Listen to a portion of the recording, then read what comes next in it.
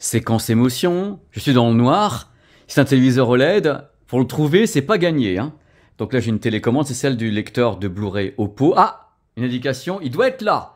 Il doit être là, et vous allez voir comme il illumine, il va illuminer la pièce. C'est une mire progressive de blanc pur qui va vous donner une idée de l'étendue des dégâts. Regardez un petit peu, elle arrive. Regardez comment il éclaire la pièce. Et là, on est à 50%.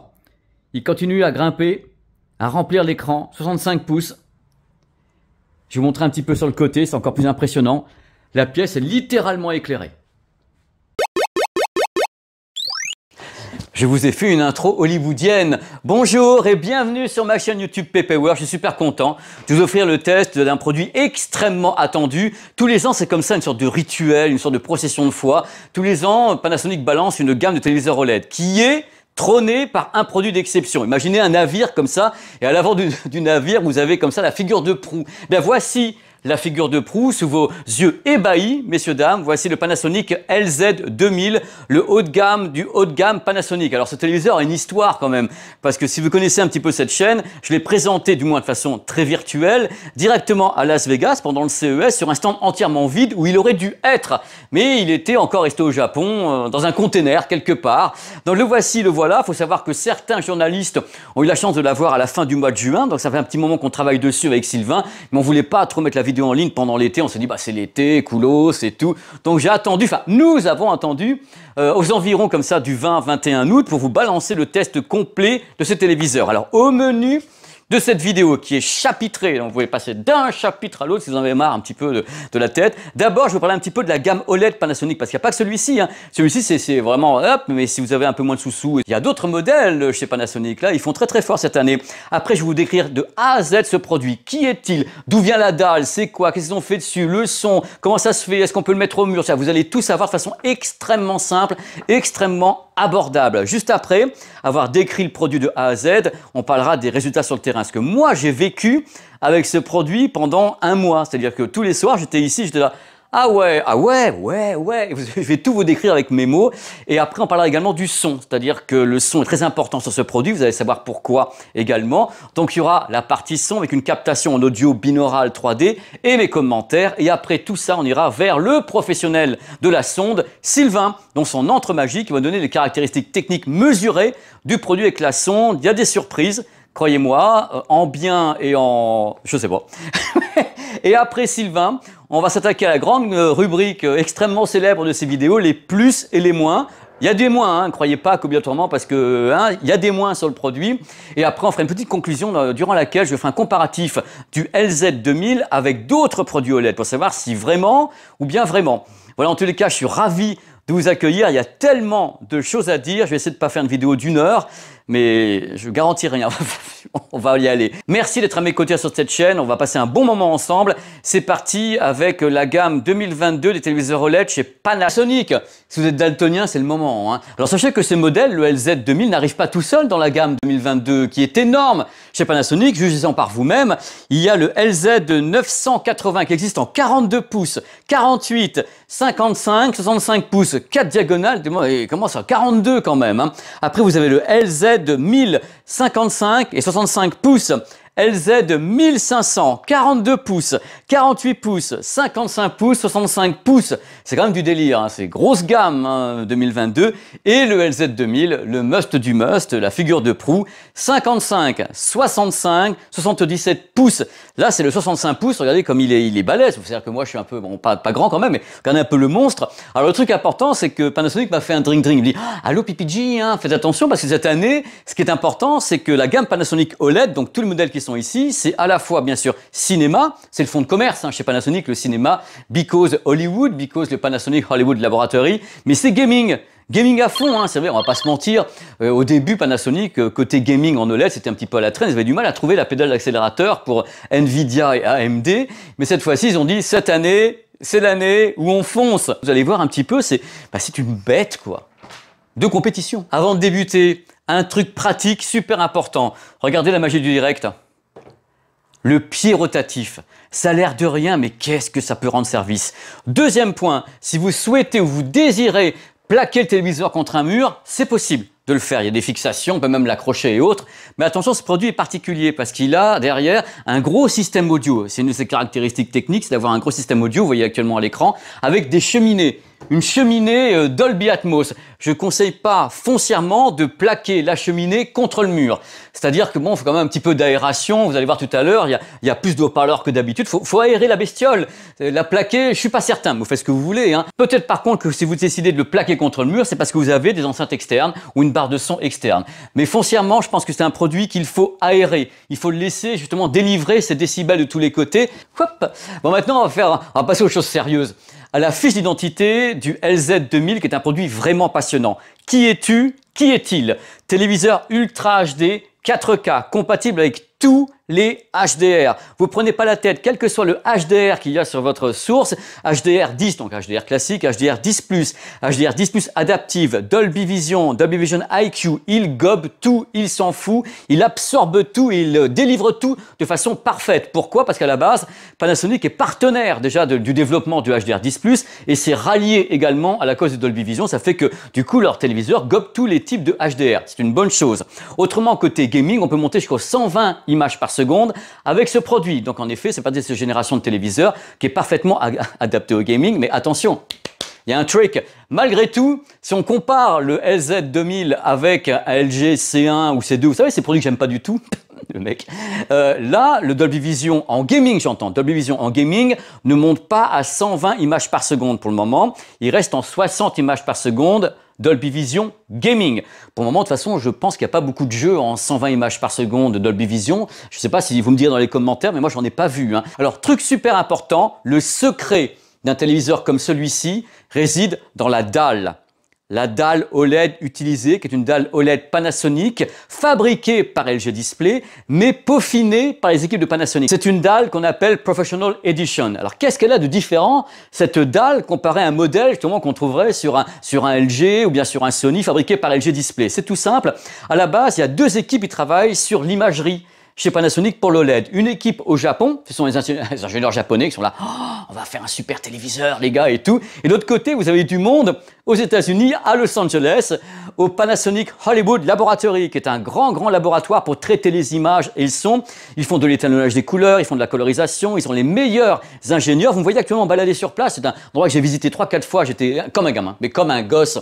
Et donc sur place, ils ont plein d'ingénieurs qui ont également un truc dans la tête, le respect de ce que fait le réalisateur. Un réalisateur a toujours des idées sur la colorimétrie, des trucs comme ça. Et l'idée pour tous ces gens-là, c'est de respecter le travail fait pour qu'au final, on ait le meilleur master possible, la meilleure image possible dans les salles de cinéma. Et eux bossent justement pour calibrer ce type de dalle en concert avec les ingénieurs japonais et le tout fabriqué par LG Display qui a en quelque sorte une sorte de ligne de fabrication particulière pour Panasonic, c'est une sorte de ligne VIP. Donc en effet, cette dalle que vous avez là sur ce téléviseur LZ2000 peut être utilisé par vous et moi dans le grand public, mais c'est exactement le même téléviseur, exactement la même dalle qui peut être utilisée par des professionnels dans un studio d'étalonnage des couleurs aux États-Unis ou en France. On l'utilise en secteur professionnel. Donc c'est quand même du délire à la base, mais c'est vraiment le secret de la sauce parce que eux disent, bien sûr, on a travaillé de façon particulière. Sur quoi notamment? Sur la luminosité. C'est-à-dire que la dalle est refroidie de façon particulière pour encaisser justement une forte crête de luminosité sans, entre guillemets, chauffer trop, sans brûler l'image. Et c'est justement le point important qu'on verra tout à l'heure avec Sylvain. Est-ce que oui ou non, ils ont réussi à péter les scores sur cette édition pour justement talonner les nouveaux modèles comme les QD OLED Sony ou Samsung qui annoncent des 1000 lumens ou autres? Est-ce que eux, par hasard, messieurs, dames, seraient parvenus avec un OLED classique à atteindre les mêmes valeurs tout simplement en fabriquant la dalle de façon plus pointue, avec leurs idées à eux, avec les ingénieurs japonais, avec ce que peut faire LG Display. C'est ce que je vous dirais tout à l'heure, justement, avec les mesures de Sylvain. Avoir une belle dalle OLED, c'est génial. Mais ce qui compte également, c'est d'avoir un bon gros cerveau pour la remuer. Même chose, même combat, même punition. Le traitement vidéo s'appelle le HCX Pro AI. Alors c'est peaufiné par les gens à Los Angeles, donc les coloristes, les étalonneurs des couleurs qui travaillent tout ça, la version artistique, et c'est bien sûr travaillé également par les ingénieurs japonais. Alors ce circuit a été conçu pour respecter la donne cinéma. C'est-à-dire à nouveau, c'est très important pour Panasonic parce que je les connais bien, c'est le respect du cinéma. En effet, sur ce modèle, il y a des modes, il y a le mode justement filmmaker, des choses comme ça. Par contre, curieusement, il n'y a pas IMAX sur le modèle, il n'y a pas de mode IMAX Enhanced où je ne l'ai pas trouvé. Mais à ma connaissance, il n'est pas compatible DTS du tout. Donc il y a une partie comme ça de l'industrie qui n'est pas dans le téléviseur. Sachez également qu'il y a un upscale qui est possible. Alors l'upscale, je rappelle, c'est une source qui ne serait pas dans 4K. Elle rentre dans le téléviseur, la malheureuse. Ah mais moi je suis en Full HD ou je suis en qualité standard. Qu'est-ce que je fais? Et le cerveau a commencé à travailler. Justement, le HCX Pro AI va bosser pour ramener justement cette source qui n'est pas en 4K à une image qui est Ultra HD 4K. C'est tout le travail de processing et ça, je sais par expérience et vous le savez aussi que Panasonic est très fort là-dessus et qui sont parmi les meilleurs au monde pour ce traitement d'upscale. À noter que là, Panasonic introduit également quelque chose qui n'est pas nouveau, qui s'appelle le vrai cinéma. C'est quoi le mode vrai cinéma? Par exemple, vous avez un lecteur de Blu-ray. Le Blu-ray, quand vous mettez un film en Blu-ray, il est en 24 images par seconde, le 24p. Et le mode vrai cinéma, c'est du vrai 24p diffusé par le téléviseur. C'est valable chez les autres, Sony, LG fait également le mode vrai 24p. Quand on est sur Netflix, on est en général en streaming, on n'a pas ce type de choses. On n'a pas de mode 24p. Comme je vous l'ai dit, ce téléviseur dispose du mode Dolby Vision IQ ainsi que HDR10+ adaptive. Ça signifie qu'il y a des capteurs de luminosité dans la pièce et autres par rapport à la luminosité jour, nuit, il va s'adapter. On peut déconnecter. Il y a un truc que j'aime bien faire, c'est partir en expédition avec vous. On va être en expédition derrière le téléviseur. On va parler un petit peu de la connectique ensemble. Alors, le téléviseur a 4 ports HDMI. Mais attention, vous commencez à trembler des genoux et moi aussi. Les 4 ports HDMI ne sont pas en 2.1. Il n'y en a que 2 qui sont en 2.1, donc avec des caractéristiques comme le e-arc ou bien le gaming en 4K 120 images par seconde. 2 sur 4. Donc visiblement, on a affaire à un processeur Mediatek, c'est-à-dire qu'il n'y a pas 4 ports HDMI 2.1 comme on peut les trouver chez LG ou bien chez Samsung. Attention, par contre, les 4 ports HDMI sont compatibles ALLM. Donc les 4 sont capables de reconnaître du gaming, une console. Il n'y en a que 2 qui ont des hautes performances. Je suis bien éclairé. Sinon, les 2 qui ont haute performance, donc 2.1, sont VRR, ALLM, et reconnaissant tout ce que vous voulez. À propos, oups, je vous ai pas donné les tarifs. J'ai complètement oublié de vous donner les tarifs. Donc c'est important que je vous les donne maintenant, comme ça vous avez eu un suspense avant. 55 pouces, 2699 €. 65 pouces, donc le modèle qui est derrière moi, il coûte 3399 €. Le Big One, 77 pouces, 4999 €. C'est cher. C'est très cher. En général, la plupart des gens achètent un téléviseur et ils sont obligés d'acheter la barre de son. Là, je suis pas sûr qu'il faille acheter une barre de son. On en parle tout à l'heure? Oups, on repart en exploration. Vous êtes devant un téléviseur qui est vraiment pas comme les autres. C'est vraiment un truc de folie. Pas uniquement la dalle, l'électronique ou autre, la section audio. On a affaire à une vraie section audio. Il y a beaucoup de gens qui me laissent des messages en disant « Oui, Pépé, le téléviseur, on n'entend rien, c'est pas assez fort, c'est pas assez si. » Là, vous avez un téléviseur qui délivre 160 watts. C'est du délire complet. Ils ont rajouté des haut-parleurs par rapport à la précédente édition. Là, vous avez comme toujours sur les téléviseurs Panasonic haut de gamme, vous avez une cheminée qui est ici. Donc la cheminée, c'est pour les sons en hauteur. Le Dolby Atmos, vous avez des haut-parleurs latéraux. Voilà, vous en avez un ici. Je vous le fais en étant ensemble. Un ici. Et vous avez surtout des nouveaux haut-parleurs qui ont été installés ici en frontale. Là en bas, c'est une véritable barre de son qui est collée. On ne peut pas l'extraire. C'est pour ça que le téléviseur est très bas. Regardez ma main, c'est extrêmement bas. Il a été conçu pour qu'on ne mette pas de barre de son devant. Donc alors, sur les 160 watts, il y a 80 watts de grave. C'est du délire. Il y a un subwoofer qui va être placé par là, je suppose. C'est une bestiole qui est par ici. C'est pour ça que le produit est épais. Un subwoofer de 80 watts. Après, vous avez 15 watts x 2, plus 15 watts et 2 x 10 watts pour l'aigu. Il faut savoir qu'il y a des modes tout nouveaux sur ce téléviseur parce que justement, il y a ces haut-parleurs frontaux qui ont été ajoutés. On peut donc avoir une gestion du surround sur 360 degrés. Pourquoi? Parce que vous avez un processeur qui est dessus, qui est capable d'avoir 3 modes optionnels. Un mode qui s'appelle le pinpoint. Pas le ping-pong, le pinpoint, vous avez le spot et vous avez le mode area. Par rapport à ça, vous pouvez choisir l'endroit dans la pièce où vous allez pouvoir localiser le son. Par exemple, imaginez, vous avez des amis qui sont uniquement sur le côté de la pièce. Vous allez pouvoir dire au téléviseur, tu m'envoies le son sur le côté de ma pièce, ou bien uniquement, par exemple, des amis qui sont derrière, et vous voulez avoir le son sur vos amis et moins fort sur quelqu'un qui serait de l'autre côté du canapé, vous pouvez le gérer également. Donc vous avez une possibilité de localiser comme ça le son, de le rendre tout à fait directif ou non directif grâce aux algorithmes qui sont exactement les mêmes que ceux utilisés pour la diffusion du Dolby Atmos. À noter que là, on est devant un téléviseur qui est réellement en 7.1 canaux. Ça rigole pas. Alors le truc est important, c'est comme vous le savez, il n'y a pas d'enceinte arrière vendu avec le produit. Donc il y a à la fois les haut-parleurs en dur, vrai, et il y a tout ce qui est la spatialisation au travers de l'algorithme. Et le génie, je reviens là-dessus, c'est vraiment la cheminée. Parce que cette cheminée remplace les haut-parleurs arrière parce qu'il est censé faire ça le téléviseur. Et hop, on t'envoie de tous les côtés en complément avec l'algorithme, avec ce qui est balancé en frontal et ici sur les bords. Et on écoutera tout à l'heure ce qu'il en est sur le terrain, mais je suis très confiant. Mais non, vraiment, hein. On va parler un petit peu de l'OS sur ce modèle. Il faut savoir que historiquement parlant, depuis le début, c'est home screen.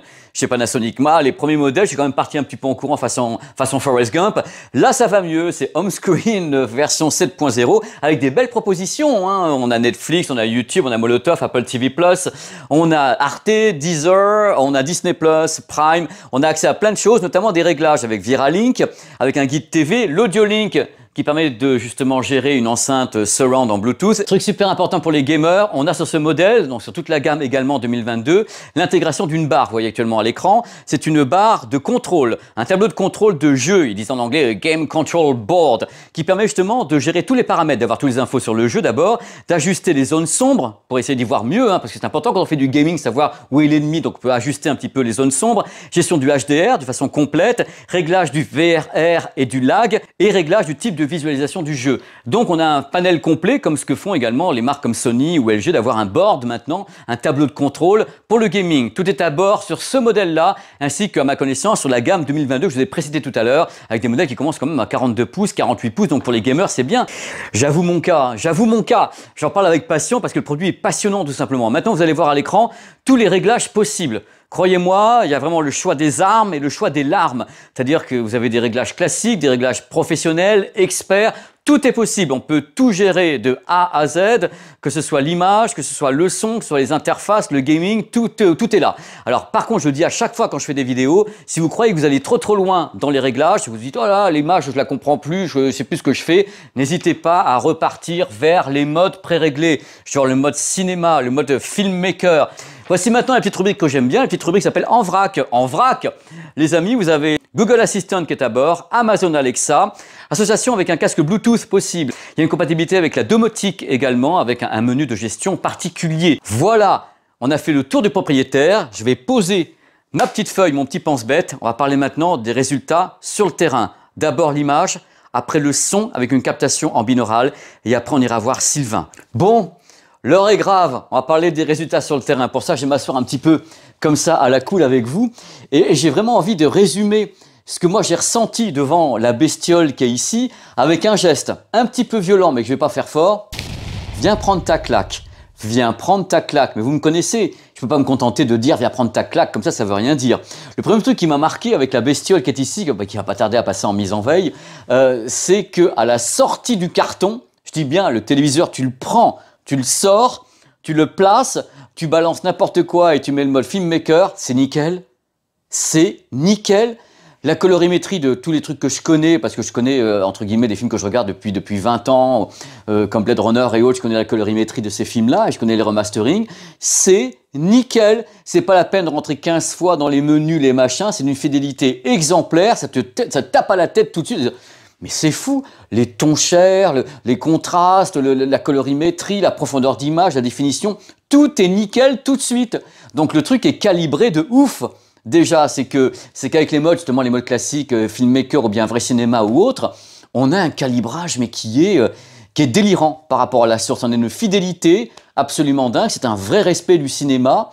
C'est absolument fou. Donc déjà, pendant que je parle, je vais vous mettre, vous savez, les petites mires que j'aime bien, la mire avec justement les sortes de petites étoiles comme ça qui arrivent et tout. Vous allez voir la profondeur du noir. Enfin, pour de l'OLED, entre guillemets, c'est facile de faire du noir. Par contre, ce qui est beaucoup moins facile, ça y est, hop, il se met en mode protection, comme ça, vous direz, ah, vous inquiétez pas, c'est les éclairages, hein. Je vous rappelle toujours que oui, par contre, la dalle est réfléchissante, je vous dirai pas le contraire, elle réfléchit pas mal, mais quand même, regardez un peu, je préfère le faire, hein, parce que il y a du monde, hein, il y a de l'éclairage partout, donc on les voit bien, mais ça fait partie du jeu, on est là pour être entre nous, comme ça, à la cool.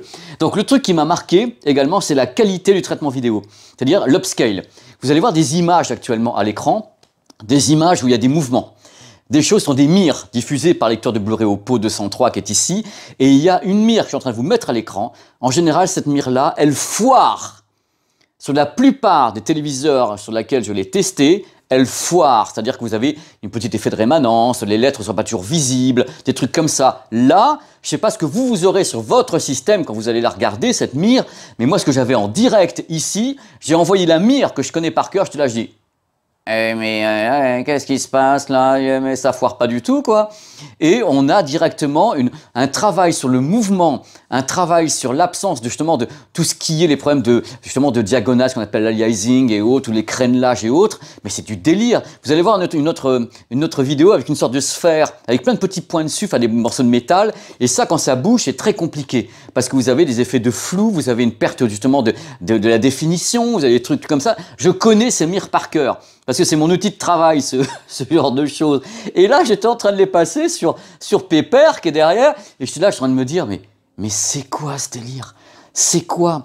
Tout ce que je lui mettais pour lui piéger, je vais être vulgaire, pour lui piéger la gueule, lui il était là, il dit, vas-y, continue, mec. Et moi, j'étais là, j'étais avec mes mires. Je dis, mais la colorimétrie est dingue. La luminosité est absolument dingue. On verra tout à l'heure avec Sylvain. Je pense que le produit dépasse largement les 950 candela au mètre carré. Je pense qu'il n'y a pas de problème. Je pense qu'il est, et sans forcer, hein, c'est-à-dire sans mettre des modes que je dirais à la con, les modes vivides et autres, c'est pas la peine de le faire. Naturellement, vous avez vu l'intro de tout à l'heure où j'ai parlé justement de ce qu'il crachait.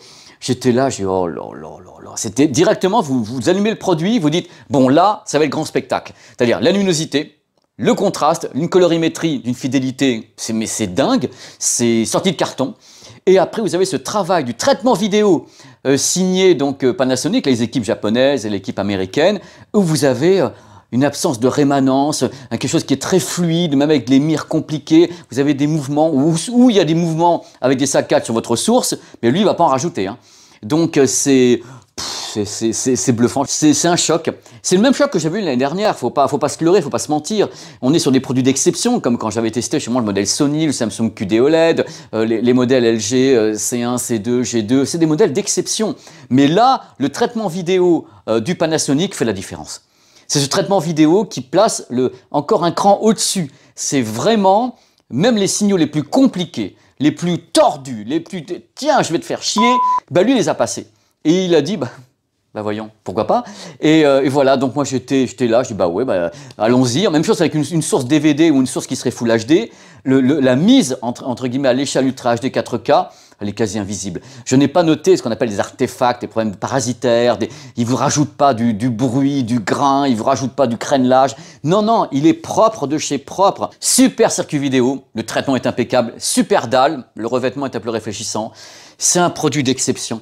Je vais être vulgaire, je ne sais pas souvent dans les vidéos, mais là c'est vraiment un putain de produit d'exception. Une fois de plus, je comprends pourquoi ce produit peut être utilisé en mastering vidéo. C'est-à-dire que des gars qui sont des professionnels, des ingénieurs, des étalonneurs des couleurs peuvent utiliser. Pourquoi? Parce que en effet la colorimétrie est dingue, et le ratio de contraste et le travail sur la définition, c'est-à-dire qu'en réglant bien le téléviseur, on a une image qui est naturelle, qui est définie, qui est profonde, qui est extrêmement cinéma. Et c'est là où on reconnaît Panasonic. Vous avez également des images que je passe actuellement à l'écran sur le gaming. Le gaming est nickel. Moi, quand j'étais chez Sylvain, qu'on verra tout à l'heure, on a commencé à faire du gaming avec des trucs à haute vitesse et on était en 120 FPS. Ça avance tout seul. Tout seul. Le truc, il est fluide, il est coloré, il est contrasté, tout seul. C'est un écran impressionnant. Enfin, un téléviseur impressionnant, qui est justement un mélange de dalle OLED performante, professionnelle, et ce traitement derrière, c'est ouf. C'est ouf, je peux pas vous dire autre chose, je veux dire, c'est parmi ce que j'ai vu de plus beau, de plus précis, de plus professionnel pour un produit grand public. C'est-à-dire que bien sûr, en secteur pro, vous avez des produits qui sont des monitors, vous avez des trucs chez Sony, chez Panasonic qui font des OLED justement et des LCD professionnels, mais là, pour un produit qui est en vente donc à partir de 2690 €, on peut bosser avec, quoi. Si on est professionnel, on peut bosser avec. Et si vous avez uniquement, en effet, du Blu-ray à lui passer, ou bien de Netflix et autres, comme on a pu le faire, bah vous allez avoir une image nickel. Hein. C'est délirant. Voilà, je tenais à vous le dire. Alors vous allez me dire, oui, par rapport aux autres, on verra dans la conclusion, parce que moi je suis très enthousiaste, mais attention, il y a des bons produits en face.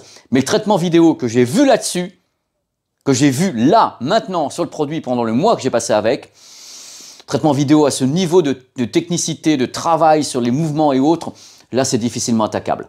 En grand public, c'est difficilement attaquable. Je pense que c'est le meilleur traitement vidéo que j'ai vu sur un téléviseur grand public, ce HCX Pro AI.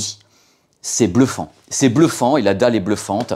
Bon, je vais arrêter parce que parce que je suis enthousiaste et là j'en peux plus quoi. Et j'ai pris un plaisir de fou à regarder des séries télé, à regarder du Netflix, à regarder des Blu-ray avec le système ici. Et je me suis dit oh là là la précision, oh là là la présence des visages, oh là là le ci, le ça. Et j'étais là, j'ai dit oh là là c'est du régal, c'est bonheur. Donc on va passer maintenant le mec, je suis presque en larmes, le type il est là, mais je suis émotif, moi, et puis j'aime bien la technique, j'aime bien l'image, c'est ma passion et le cinéma aussi, on pourra pas me changer là-dessus. Donc on va passer maintenant à la partie audio, c'est-à-dire qu'on va écouter ce produit, et c'est 160 watts avec les 7.1 canaux, on va l'écouter en binaural, et vous aurez ma conclusion après, et vous verrez que c'est peut-être du même acabit que l'image. Là, je crois qu'on tient la perle de l'Ouest. Là, c'est Game of Thrones, mais celui qui est sur le trône, là, hein, c'est lui. Juste avant d'attaquer les essais audio sur le terrain captés en audio 3D binaural, sachez qu'on peut calibrer le téléviseur grâce à un micro placé sur la télécommande et un logiciel qu'on va voir maintenant. Il y aura un bruit fort, donc je vais me taire, et c'est parti.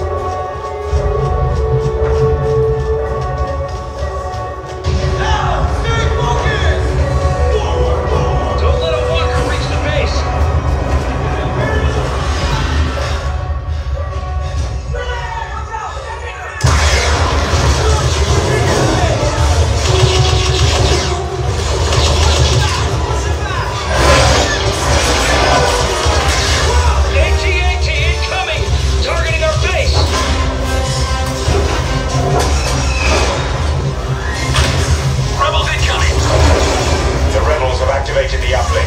Move on that position.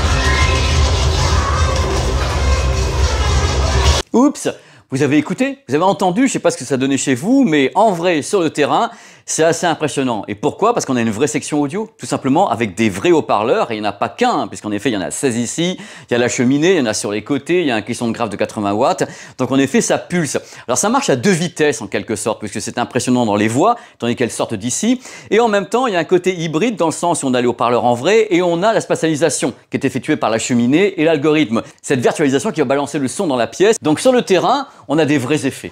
On a un truc qui est fou. Tout à l'heure, lors justement de l'orage, je peux vous garantir que dans la pièce, l'orage était vraiment en hauteur. C'est pas une vue de l'esprit. La cheminée, je le redis, vive les cheminées chez Panasonic. Cette cheminée audio avec le haut-parleur placé en hauteur comme ça, c'est un coup de génie. Parce que vraiment, on peut pas dire que le son ne monte pas. Là, ils sont placés et puis en plus en hauteur. C'est pas une barre de son qui est ici. Là, ça s'approche du plafond. Donc on a vraiment le son qui monte et qui est en hauteur. C'est assez ouf, mais j'ai des reproches quand même. Je trouve qu'il n'y a pas assez de puissance.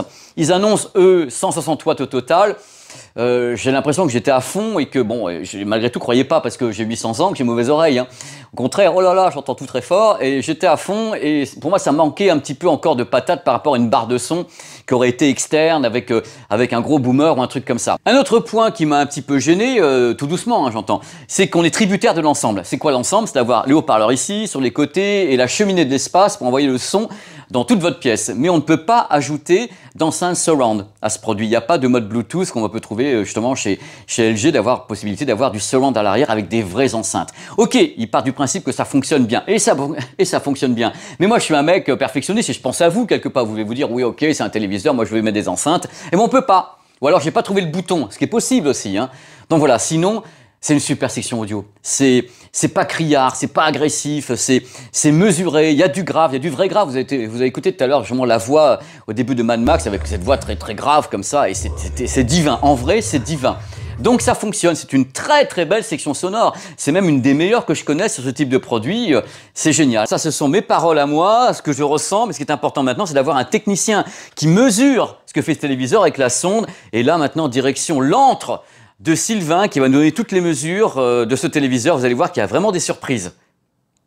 Sylvain, comment ça va Sylvain? Ça va super et toi? Je suis en pleine forme. Oh, je suis très très content parce que t'imagines, on l'a attendu celui-ci. On sait très très bien en plus que pour la communauté, Pana c'est quand même la réputation de ouf quoi. Effectivement, le must du must en cinéma. Et bien justement, moi ce que j'aimerais savoir, parce que je ne regarde pas exprès celui-là, je te parle pas avant et tout. Et tu vas me dire si en effet c'est une bête de compétition ou est-ce que... Parce que tout le monde... Attends, avant qu'on commence, parce qu'il y a quand même... C'est vrai, on parle beaucoup, mais beaucoup dans les commentaires, chaque fois qu'on teste un téléviseur depuis un an, tout le monde est là, de toute façon, n'importe comment, Panasonic va tous les rectifier. À chaque fois, tous les gens disent, eh ben, de toute façon, le Pana, il va faire mieux, le Pana, il va faire mieux. Bah justement, le Panasonic... Alors, voyons ça. Effectivement, avec les petites mesures que j'ai pu effectuer sur ce téléviseur 65 LZ 2000. Donc, j'ai pu mesurer le pic de luminosité, le fameux pic de luminosité. J'ai pu le mesurer donc en mode filmmaker à 995 candela par mètre carré. On est aux portes des 1000 candela par mètre carré, la fameuse barre symbolique. Bah, en fin de compte, là, on va être très clair, il fait mieux que le QD OLED de Sony, et c'est pas un QD OLED. Non, effectivement. C'est bien joli ça Sylvain, mais là tu nous parles d'une luminosité élevée, mais l'année dernière la dalle, elle avait quelle luminosité? Pour qu'on voit un peu le gap fait par Panasonic sur la luminosité d'un OLED. Alors toujours sur le mode filmmaker, on était à 830 candela par mètre carré. Ah ouais, ils sont pris quand même un taquet en hauteur. Exactement. Donc je vous laisse faire le calcul en pourcentage. Oui, 3. Tu vois à quel point avec une dalle classique OLED avec Panasonic Pro derrière, on peut y aller à fond quoi. Tout à fait. C'est fou ça. En plein écran, on obtient un pic de luminosité de 173 candela par mètre carré. Sur le LG G2 en 65, on obtenait 179. D'accord. Pas mal aussi. Ok. Ouais. Excellente valeur. Oui, tout à fait. Alors le mode le plus lumineux, au cas où, on a vraiment envie de s'éclater les yeux. À ce moment-là, on passe en mode dynamique sur ce téléviseur et j'ai pu obtenir un pic de luminosité à 1213 candela par mètre carré. C'est fort, mais c'est cramé. C'est fort, mais c'est cramé, effectivement. C'est un mode qui est difficilement exploitable, éventuellement pour regarder des photos. Et encore, il y a un mode photo qui est très bon sur ce téléviseur, donc autant en profiter. Alors, pour des images SDR, le mode Filmmaker est le meilleur mode qu'on puisse obtenir. J'ai pu obtenir une colorimétrie vraiment record. J'ai pu obtenir un delta E moyen de 0,9.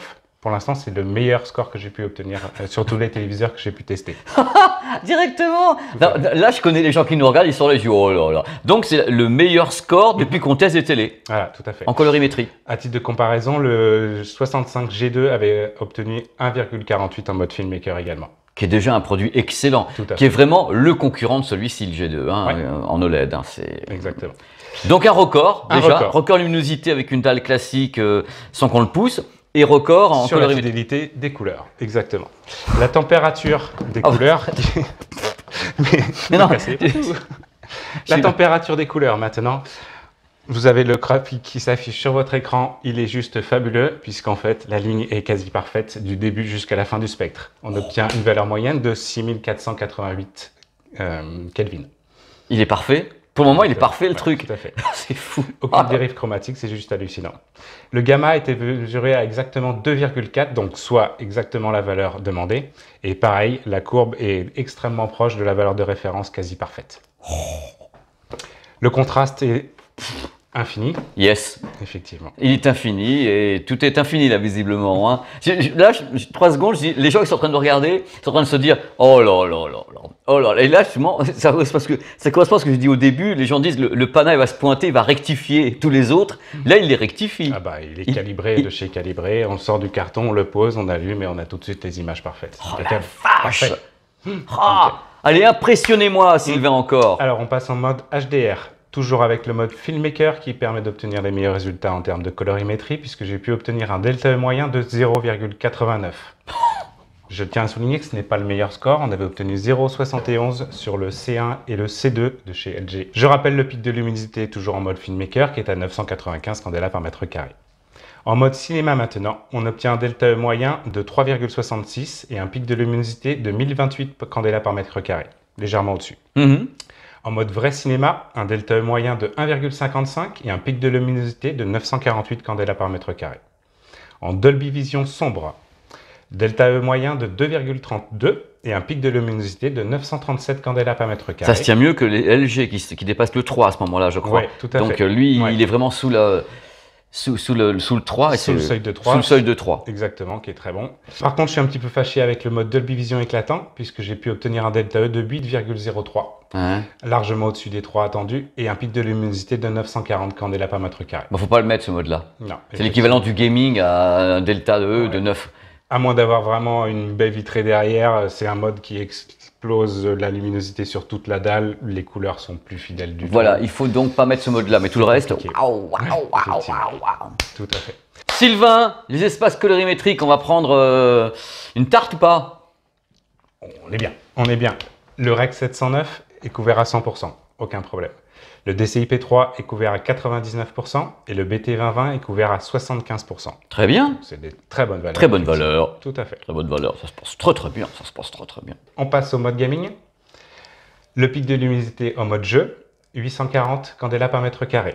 Le delta E moyen est à 4,84, donc légèrement au-dessus de 3, mais simplement on peut changer le mode d'image, c'est-à-dire mettre sur jeu, mais ensuite passer en filmmaker ou d'autres modes. Donc c'est impeccable, on peut récupérer le mode filmmaker et à ce moment-là avoir un réglage parfait.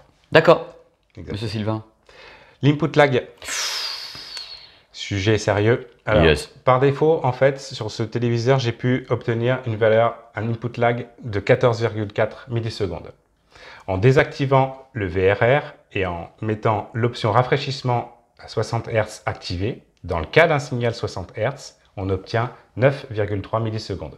Voilà, une très bonne moyenne. Alors, on rappelle un petit peu aux gens, ce produit est compatible gaming, il y a VRR, ALLM, il est 4K 120 images par seconde, en Dolby Vision, il est 60 images par seconde. Exactement, pas 120.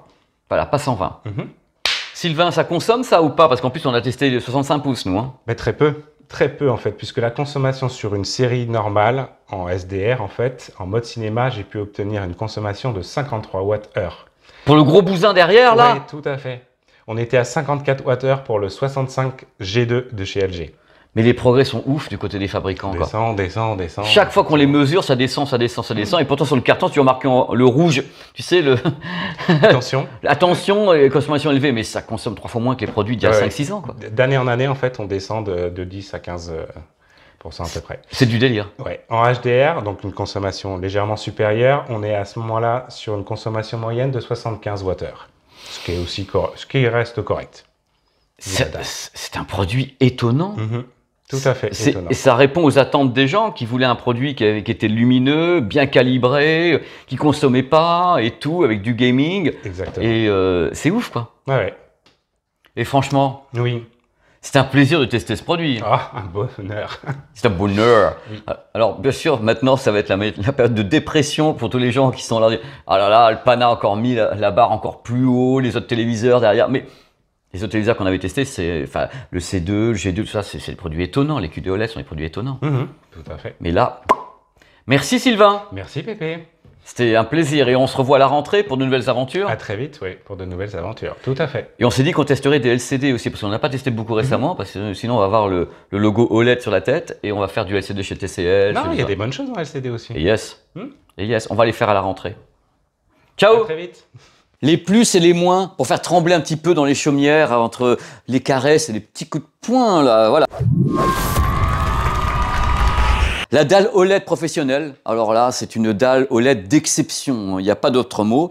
Une des meilleures qualités d'image du marché, voire peut-être la meilleure qualité d'image du marché.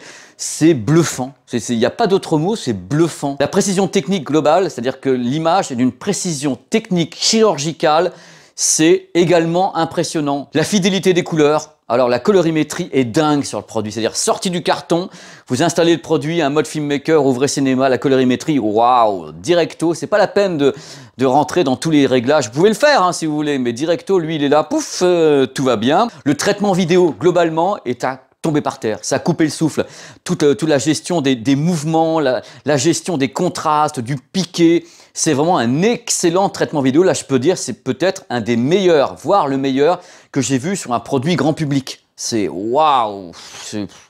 Voilà, il n'y a rien à dire. Du coup, qu'est-ce que je peux vous dire? C'est que le produit peut être utilisé en grand public, en semi-professionnel ou en professionnel, tellement il place la barre très très haut. Tous les HDR acceptés, y compris le Dolby Vision IQ et le HDR10+ Adaptive. À mon sens, je pense que c'est la meilleure section audio intégrée à un téléviseur. C'est-à-dire pas une barre à part ou un truc comme ça. Là, c'est intégré au téléviseur. C'est la meilleure section audio que je connaisse. Le pied pivotant, toujours pratique. Pour les gamers, compatibilité ALLM sur 4 ports HDMI et 2 de ces 4 ports HDMI sont haute vitesse 2.1, compatible VRR, 120 images par seconde, Dolby Vision en gaming jusqu'à 60 images par seconde. J'ai beaucoup aimé la barre de contrôle du gaming avec la gestion du VRR, la gestion du HDR, des zones sombres, ça peut beaucoup aider les gamers. Une sortie mini jack pour casque ou bien subwoofer, si vous voulez que ça tabasse un petit peu plus dans le grave, vous pouvez rajouter un subwoofer externe. Il y a la sortie pour.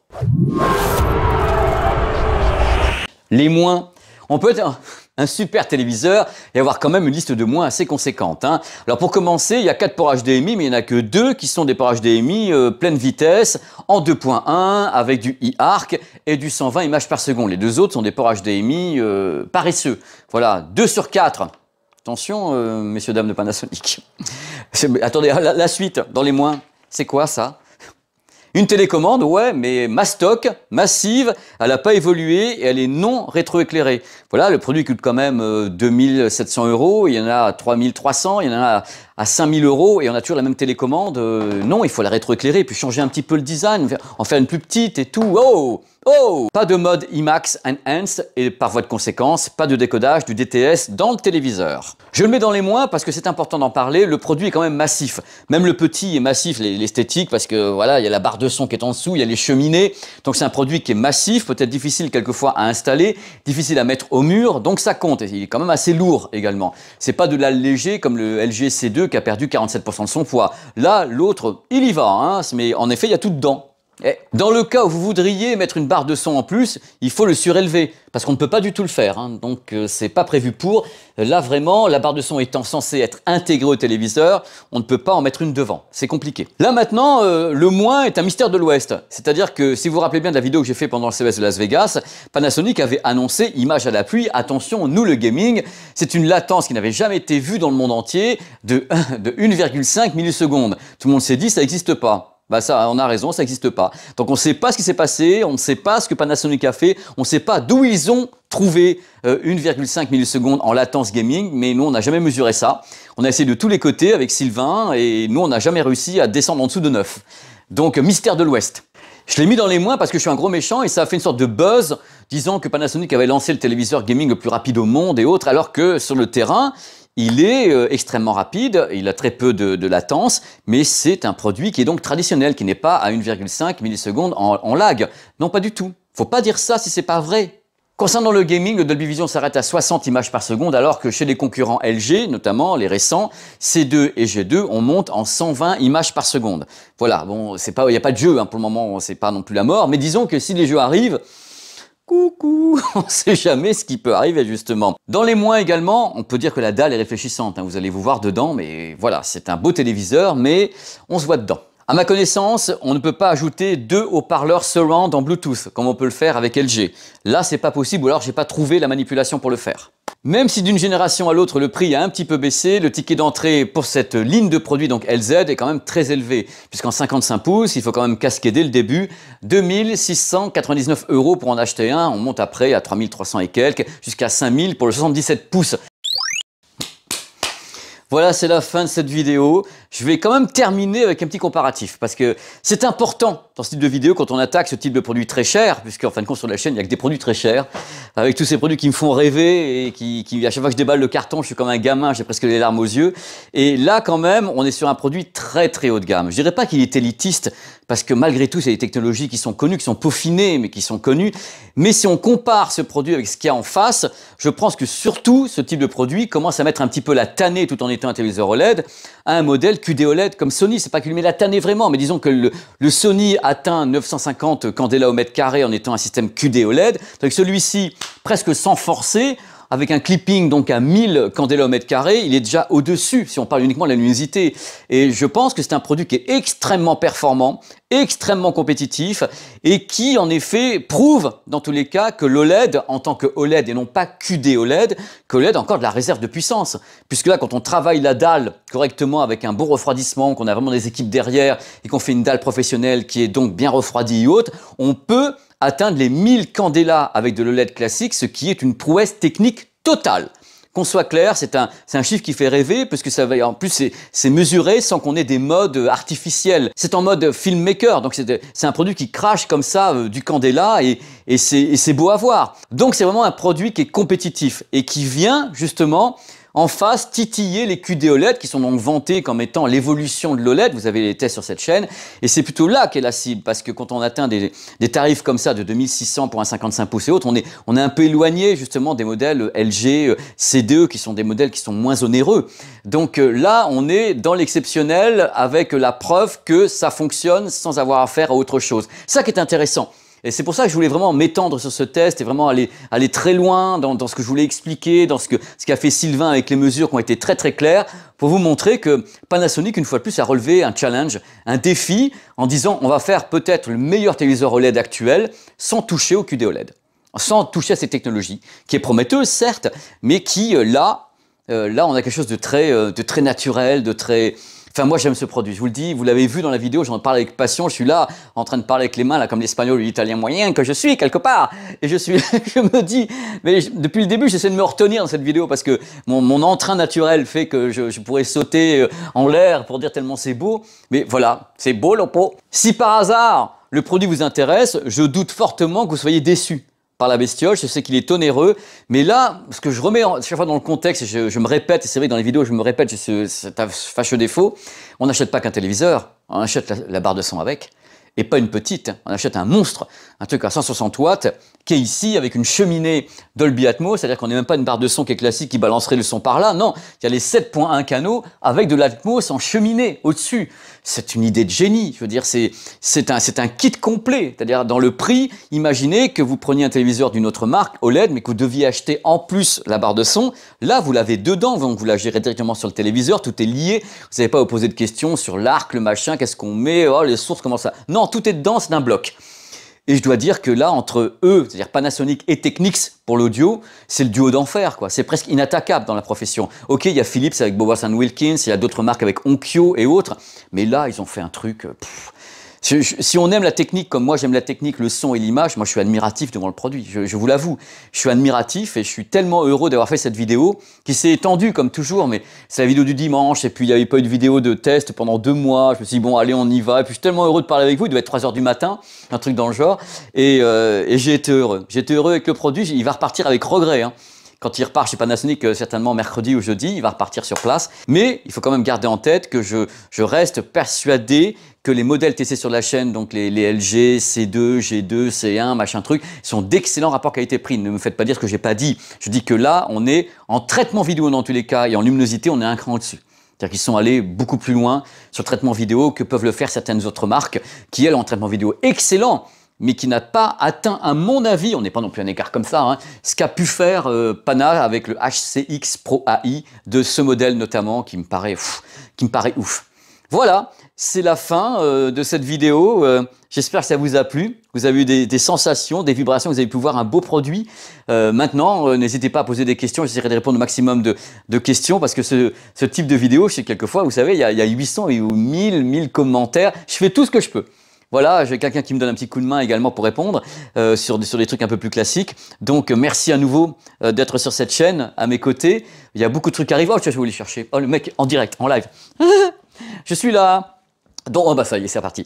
Donc, dans peu de temps, vous allez avoir le test, parce que c'est à moitié tourné dans tous les cas, des écouteurs Huawei Devialet. Attention, c'est pas ce que vous croyez. Du tout. Après, prêt également, le casque 800 de Panasonic, enfin Technics, il est prêt, le test va être mis en ligne. Là, vous avez également, bien sûr, les Samsung, les Buds Pro 2. J'attends pour les Samsung, pour une bonne et simple raison, c'est que j'ai posé des questions aux ingénieurs coréens, j'attends la réponse. Donc je ne ferai pas paraître de test tant que les ingénieurs coréens m'auront pas répondu sur certains points précis. Pour le moment, je ne peux pas les deviner, ces points précis, donc j'attends qu'ils me répondent pour vous faire la vidéo la plus complète possible. Parce que vous savez, mon truc, c'est pas de mettre les écouteurs et dire « Ah bah ça va, le son il est bon ». Ça je m'en fous. J'ai pas, franchement, forcément, c'est pas mon truc. Je préfère aller plus loin, enquêter et vous proposer un truc qui pourrait peut-être vous plaire un peu plus que vous me contenter de dire ah bah le son est bon. J'ai besoin surtout là-dessus, il y a un codec un peu différent sur l'audio, donc je ferai rien sans en connaître tous les détails techniques. J'ai bien dit tous les détails techniques, messieurs dames. Donc il y a ça, il y a des reportages qui vont se pointer, assez surprenants, notamment sur Netflix. Ah, je suis content. Je suis heureux. Donc, il y a une rentrée. Là, les 2 premiers mois vont être très, très chargés. Il y aura un maximum de vidéos que je pourrai faire parce que je revoyage également. Je pars, bon, il y aura Berlin, l'IFA de Berlin, et je pars juste après dans la foulée. Je pars de Berlin à New York pour un reportage qui va être très court, mais que j'ai jamais fait dans ma vie. Ça va être top. Allez, je vous embrasse. Je vous remercie infiniment, infiniment d'avoir regardé cette très longue vidéo chapitrée. Merci, chapitrée. Bientôt. Ciao, hein. Portez-vous bien. Et il est beau, hein. Le mec il pousse pas. Je suis horrible. Vous êtes là, je dis mais putain, on va l'acheter son téléviseur. Mais c'est pas le mien. Mais qu'est-ce que... Allez, ciao, je suis incorrigible. C'est un téléviseur OLED, donc qui dit téléviseur OLED dit maintenance.